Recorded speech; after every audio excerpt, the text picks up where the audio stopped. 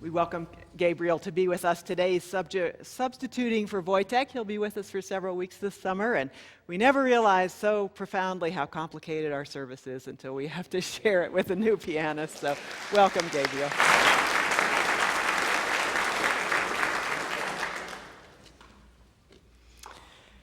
One of the things that I did on my sabbatical was to work with Alicia Hawkins on the third in our series of books of resources for covenant groups. We completed the manuscript in April, and this week we actually learned that the title will be The Listening Heart. For those of you who've never written a book, you probably never realized that authors do not set the titles of their books. Publishers do. Editors do. So anyway, the title will be The Listening Heart, and it'll go along with Heart to Heart and Soul to Soul. As with the other two books, I wrote the essays, and Alicia collected the quotations and did the 1,000 organizational tasks that such a book requires. A perfect collaboration for us that we've enjoyed very much. Lots of the essays started out as sermons and then got revised and shortened, but this sermon started out as an essay and got revised and expanded. Those of you who keep asking me to publish a book of sermons, these 3 books, Heart to Heart, Soul to Soul, and now The Listening Heart, which we swear will be the last one, that's as close as it gets, and they're available on Amazon. Cultivating Ourselves. If you have a garden, you've probably noticed how fast things are growing at this time of year, especially before yesterday and today when the temperatures got too hot for even plants to think properly. It's that time of year. Warmth, sunlight abound. This year, water has also been abounding. Every morning, I get up while it's still cool and marvel at what's happened in the last 24 hours. Tiny pumpkins, the beginning tomatoes, a harvest of squash already, and lettuce and chard, more than we can eat, so we share them with the chickens. There are bees on the lavender. The cherries are ripe, the apples are forming. I'm an incorrigible gardener. And I think in gardening metaphors. Our lives are like gardens, which we tend with care, working hard, but knowing that the real work is a miracle of nature. Our lives cycle round. Seasons of waiting, seasons of labor, seasons of harvest, seasons of rest. And most of all, the idea that our vocation in life is to be like gardeners, the cultivators of our own minds, hearts, and souls, doing the work of growing into our potential, rooting up our bad habits, fertilizing what is good and wise. I didn't come up with that idea myself. The idea that a part of the human vocation is to cultivate ourselves and nurture and grow our own character is found in the oldest of world's literatures. But it took particularly American form in the writings of the Transcendentalists, that body of mostly Unitarian, early to mid-19th century thinkers, which included Henry David Thoreau, Ralph Waldo Emerson, and William Ellery Channing. They popularized this idea of cultivating oneself. They expanded it to include not just the educated or upper classes to whom most of the world's literatures had heretofore been addressed, but everybody. By virtue of our humanity, they taught, everyone has a duty to develop his or her gifts, expand his or her talents, add to human knowledge, to grow in spirit, and to do so throughout our lives. The Transcendentalists called this sacred duty self-culture. Now, in those days, the word culture was not associated with concerts and art galleries. Rather, it was associated with agriculture, the encouraging the growth of plants. The duty of self-culture was first articulated by the Reverend William Ellery Channing, 19th century Unitarian minister. As part of his ministry, he was a popular public speaker in Boston.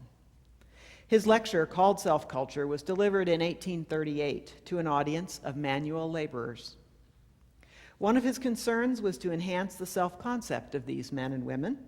He went to some pains to proclaim that each and every one of them was a child of God, possessing a soul which made him or her great, no matter what trade they pursued. Channing told these manual laborers that self-culture is the duty that we owe ourselves. This is our human calling, to care for ourselves and unfold and perfect ourselves. When Channing talked about personal growth, he talked about both personal and what we would probably now call ethical growth. That is to say, growth having to do first with the quality of our own lives, our happiness and serenity and so on, and then with our relationships to others and actions towards others, our ethics, values, and actions. In that Christian milieu, it was not necessary for him to emphasize our duties to others, because that was very well developed in that culture. But the idea that we had a duty to ourselves to cultivate aspects of our inner life, such as self-respect, self-care, wisdom, and peace of mind, that was much more countercultural in that day. However, the side of self-culture that involves our ability to act ethically, understand, empathize, and care for others, and attempt to influence society for the better was also very important to Channing, who was also a social activist and an abolitionist. And in our present-day society, which tends to a self-absorption and even me first, we need to emphasize the ethical and service part of self-culture more than Channing did. Channing went so far as to claim that self-culture is our salvation, the most important part of our lives. And the phrase, salvation by character, which meant finding our ultimate meaning in the development of our characters, was one of the watchwords of 19th century Unitarianism. Self-culture is kind of an old-fashioned sounding phrase, but the idea it points to is worthy and important and timeless. Personal growth is a critical part of the meaning and satisfaction we find in our lives, throughout our lives, and so is ethical growth, our willingness to extend ourselves for others and for the good of the world, either in the private or the public realm. While individuals will naturally find different balances between these two foci, both are critical. The person who's only attended to their own inner growth and is content to tend their own garden or enjoy their own wealth with no thought of making a contribution to the human enterprise is living an impoverished life, as is the person whose only concern is saving the world, but who has not developed the wisdom to manage their disappointments with human nature. Since self-culture is now a somewhat misleading phrase in our urban world, this idea that growth is a critical part of our lives might better be termed cultivating ourselves.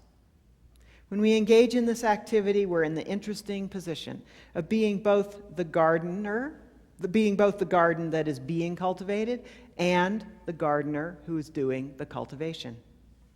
This ability to use our minds to mold our minds, all the while being a mind and having a mind, seems to be one of the greatest gifts of higher consciousness. And using our greatest and most human gift brings great satisfaction to our lives. Channing told the laborers to whom he lectured that we humans have two powers which make it possible for us to cultivate the garden of ourselves: our ability to watch ourselves, to notice patterns, to remember our past. He called that our self-searching ability. And the ability to decide to change directions, break habits, form new ones, to kind of take ourselves in hand and try something new. And that he called our ability to self-form. We can figure ourselves out, in other words, guide our own growth, curb our own behavior, control our own passions, and impel our own learning. So we decide, perhaps, that we're going to come out of our naturally introverted shell and make friends in a new community, maybe. We notice that we tend to choose solitary tasks and activities that aren't serving that goal. That's the self-searching. So wishing to change that, we make a plan, pick out events to attend or projects to work on with others, require ourselves to speak to the people we meet, say, learn how to make small talk, get in the habit of asking others about their lives. As we experiment with these strategies, we celebrate small successes and check the things we've tried off of our lists. That's the self-forming part of self-culture. Or maybe we decide we're going to do our own taxes this year, or get involved in politics, or get out of the debt habit, or learn to manage our anger, or slow down and really listen to our spouse and our children. So we search ourselves for the actions and habits and patterns which impede that chosen goal. We make a plan. We get help if we need it. We watch ourselves make progress. We become gardeners of our own lives and souls. Now, no doubt most people through the ages have believed that humans are able to make decisions, break habits, and so on. Channing's particular contribution to human thought was to convincingly state that self-culture is spiritual growth. Channing believed that the impulse in us to grow and develop is a holy impulse, and that when we go with its flow, whether we are quitting smoking or caring for others or requiring us to do what we believe is right, we are doing the spiritual work of cultivating our moral self, and that work connects us to the divine. Channing believed that cultivating oneself requires certain intellectual skills, for it uses the mind's powers to seek and reason and judge and learn. Objectivity and the ability to seek truth, no matter how uncomfortable, is a crucial trait of a person dedicated to self-culture, he said. He told those laborers to whom he lectured in 1838 that education is not simply the acquiring of facts, but the cultivation of the ability to think. He felt so strongly about education that he finished his lecture by remarking that the foundation of self-culture lies in a basic education in childhood, without which a person is crippled for life. And he commended to his audience what he called the recent exertions of our legislature and private citizens on behalf of our public schools, the chief hope of our nation. He then suggested that some part of the public lands the nation had then in abundance be consecrated to the dedication and dedicated to the education of youth, which indeed they were in the land-grant colleges of our nation. A Unitarian idea. It's to be imagined that his audience of laborers went home that night lifted in spirit, newly aware of themselves as worthy beings, participating as they worked their jobs, read their newspapers, ruminated over their lives, grieved their losses, cared for their children, conversed with their buddies, that they were not simply indulging themselves, but cultivating their characters. Dr. Channing had taught them that they were not only living, they were finding salvation, the wholeness and health and moral growth that points us to what we are meant to be.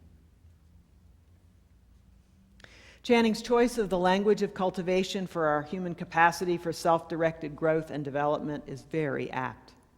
As a gardener, I know, for instance, that while I must plan the garden and perform the tasks of cultivation, sometimes working very hard and getting very sweaty, the growth that happens is one of those natural phenomena which can only be called a miracle. The gardener helps along a natural process and can look at the harvest, that basket of tomatoes or armful of flowers, as a wonderful collaboration between wisdom, labor, and the great powers of growth and renewal which no gardener can create and for which gratitude is the only appropriate response. Nor is the gardener in control of the whole process. The most well-tended plants sometimes just don't do well, and the gardener must continually adjust to nature. Our self-cultivation is very similar. We may set a goal of making a contribution to our world by becoming politically active, say, and choose the school board election as the one that seems closest to our hearts and most accessible. But we find after some attempts that that avenue is not open to newcomers, or it needs talents we don't have, or any other number of ways might be a disappointment. Instead of continuing to try to force our decision to bear fruit, the flexible gardener of the Spirit changes focus. Just as the good gardener learns from the plants that don't thrive, but doesn't indulge in self-blame, neither should the cultivator of their own self. When it comes to taking new directions in our lives, an attitude of experimentation and an awareness that just like the gardener, we're not in control of most of the crucial factors involved, will keep us able to gracefully back off what's not bearing fruit and try new directions. The good gardener gardens with reverence for nature's gifts, including the gifts that come through the gardener: labor, knowledge, perseverance, and hope. The person who's embarked on cultivating themselves will do well to have a similar reverence for both sides of the cultivation equation: the natural impulses we humans have to learn and grow and better ourselves, as well as the love and consideration of those around us, and the gifts and strengths we have developed with hard work in our own lives. A good gardener is also realistic, adapting plans to reality and working with nature. It's nearly impossible to grow blueberries in the soil of the Southwest or oranges in northern climates. There are avenues of self-culture that are probably closed to each of us as well. We have to understand and work with our personality, our body, our skills, our past, and make realistic plans for our self-development. If math has always come hard and numbers remain a mystery no matter how hard we try, it would be foolish to attempt to embark on an engineering career. The person whose childhood has left them with a scarred heart might find their contribution to the world would be best made with animals or as a lone scholar. Finding the right goals and best containers for our personal growth is part of what a good gardener learns to do. Finally, the good gardener takes a holistic view of the situation in planning the garden. Even if eggplants grow wonderfully in her climate and she herself loves their beauty and color and variety, if no one around her likes eggplant, a lot of the plants if nobody likes eggplant, then a lot is going to go to waste in the end. What new growth are you tending in the garden that is yourself? Are you working on changing a habit, learning a new skill, putting down old baggage and leaving it behind, or empathizing with someone you find challenging? Are you hoeing the hard row of adjusting gracefully to change or recovering from grief? Are you asking yourself about how you live your values, about what the world needs from you, about how you can give to others, about the ethics of your lifestyle? That's self-culture too, growing the ethical side of the garden that is your soul. If you're doing some of these things, then you know this is holy work, spiritual work, and work that accrues not only to your own life satisfaction and meaning, but to the world at large.